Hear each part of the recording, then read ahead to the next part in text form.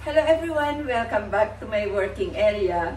Ngayong araw na ito, ipapakita ko sa inyo kung paano magparami at mag-alaga ng Gasteria Silver Stripe. Okay. Kung bago pa kayo sa ating channel, sana huwag kalimutan mag-like and subscribe. Ayan. At itong Gasteria Silver Stripe na ito ay hindi ko na masyadong naipopost. Matagal-tagal na rin na naipost ko ito nung bago-bago pa ako sa aking channel. At matagal-tagal na rin na hindi ko naipost sa aking Facebook. Dahil ang pinagtuunan ko ng pansin ay ang mga gulay kong nakapasok at mga philodendrons and monstera. Kaya hindi ko naman siya napabayaan. Kaya lang, hindi ko lang sila na ipopost. Kaya ito, ang gagawin natin ay magpaparami tayo dahil alam niyo naman, panahon na naman ng mga succulents dahil nga tag-init na naman o summer na naman dito sa atin sa Pilipinas. At ito, tingnan niyo naman, napakadami. Kaya iilan lang itong aking paso dito. 7 pang kasama yung nasa labas pa. Maliit kasi ngayon ang aking gamit na table. Kaya 6 lang munang ipinasok ko. Okay. Ayan. Magguantes tayo at medyo may tinik. Matulis ang mga dulo niya. Kaya kailangan natin ang konting protection. Ito, matulis itong mga ganito niya. Ang Gasteria kasi medyo matigas ang dahon. At alam niyo ba, ang Gasteria na ito ay nagmula pa ito sa South Africa. Kaya iingatan natin, lalo na sa ating potting mix, para natin mapadami ang ating mga Gasteria. Kaya alam naman natin na nakasalalay ang buhay ng ating mga halaman sa potting mix. Kaya tignan natin ang mga potting mix nila. At saka mga halaman, kahit anong halaman, ay i-check natin lagi ang potting mix, lalo na ang mga nakapaso. Ayun nga, potting mix nga. Lalo na ang mga nakapaso. At least once a year na nagre-repat tayo o kaya pinapalitan natin yung kanilang lupa kung nagkakaroon na ng earthworm. Kasi alam niyo naman, yung earthworm din, pagka wala na silang makain, ay kinakain na mismo ang mga halaman natin. At yung earthworm naman ay pag hindi na sila, o pag tuyo-tuyo yung lupa, kagaya ng mga ganito na hindi kailangan ang dilig araw-araw o every other day, ay namamatay yung mga earthworm. Pag namatay yung earthworm, ay nagkakaroon ng langgam dahil kinakain sila ng langgam. So yun din ang pagmumulan ng pagkamatay din ng ating halaman pag pinamugaran na ng langgam. Kaya iingatan natin ang potting mix natin sa mga succulents at kahit anumang halaman, huwag natin kakalimutan na nakasalalay sa ating potting mix ang mga halaman natin na nakapasok. Okay.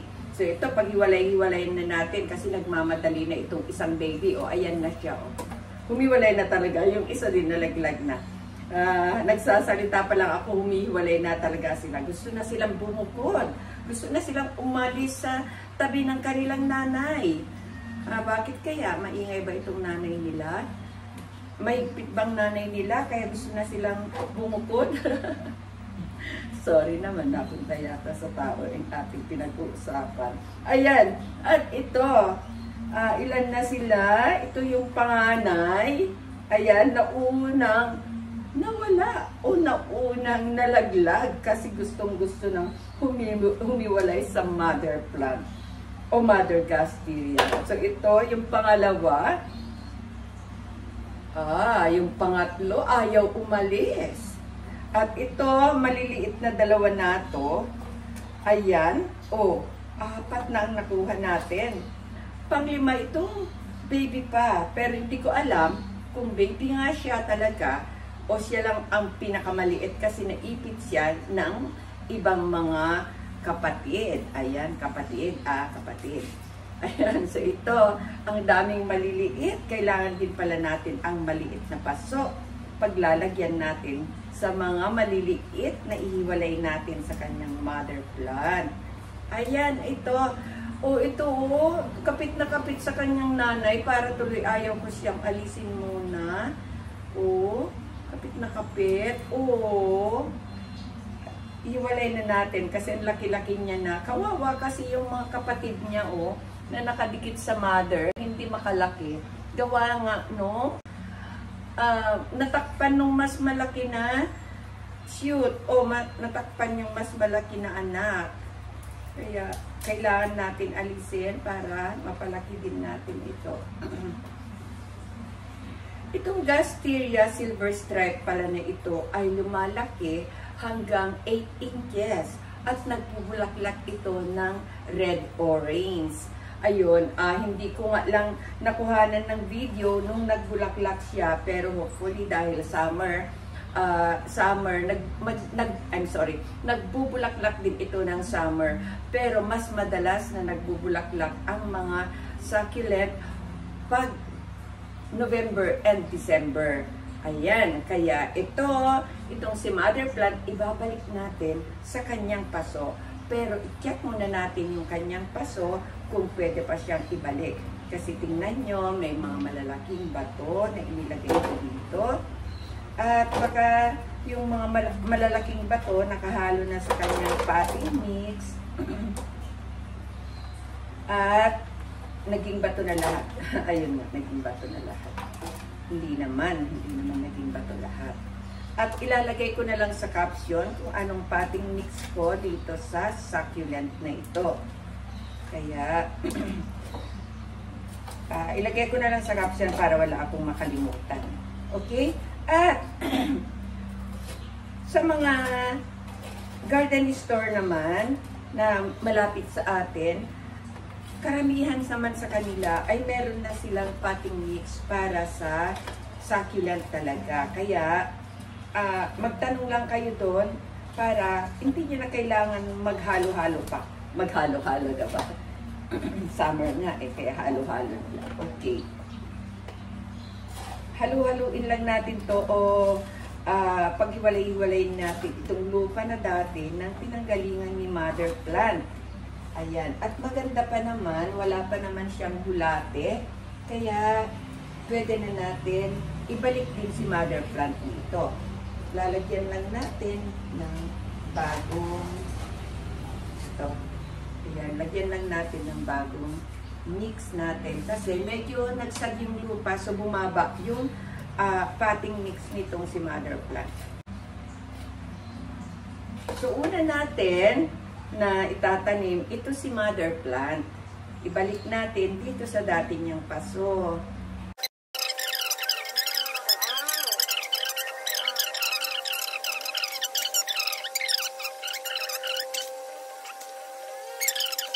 Pumice stone. Ayan. Ayan. Yan. Ganyan karami ang pumice stone sa ating potting mix. Dahil ito ay tumutubo sa Rocky Mountain sa South Africa. Ayon sa aking na-research, ay itong Gasteria na ito, Gasteria silver stripe ay tumutubo sa Rocky Mountain ng South Africa. Kaya hindi ito pwedeng busugin sa tubig. Ayan. So ito na si mother plant, may balik na natin.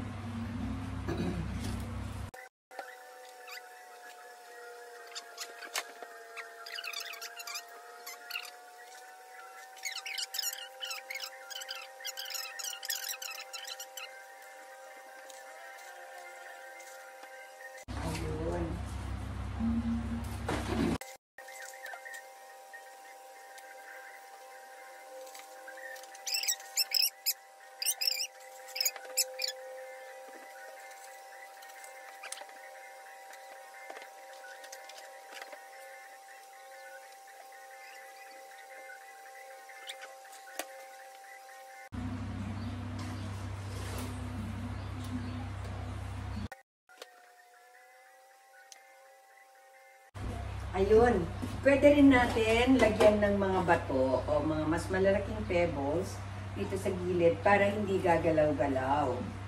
Lalo na itong mga malalaki, lagyan natin, ayan, para lang protection, hindi gagalaw-galaw. Pero pwede rin natin lagyan ng stick sa gilid para, yun nga, para hindi sila gagalaw. Nasaan na ba yung aking pebbles dito?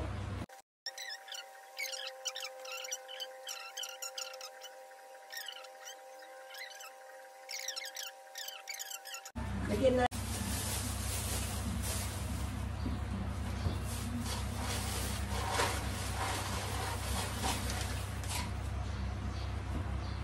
Itong Gasteria, isa ito sa succulent na nire-recommend ko sa mga baguhan na nag-aalaga ng succulent dahil ito ay hindi masyadong maselan na kagaya ng mga ibang succulent.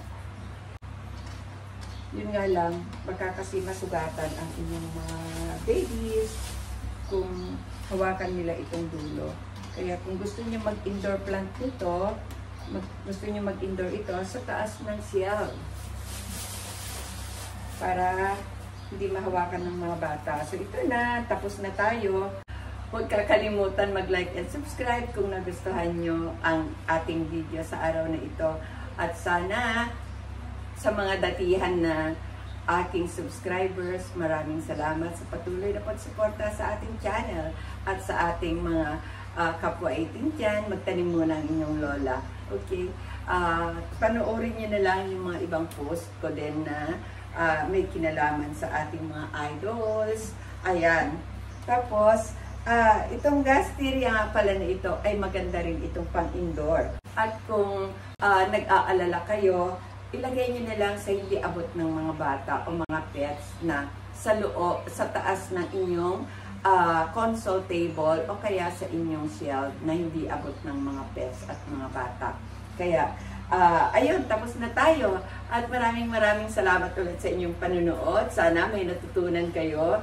At sana huwag kalimutan ng mag-like and subscribe. Paki-share na din kung pwede. Maraming salamat ulit. And happy planting! Bye-bye!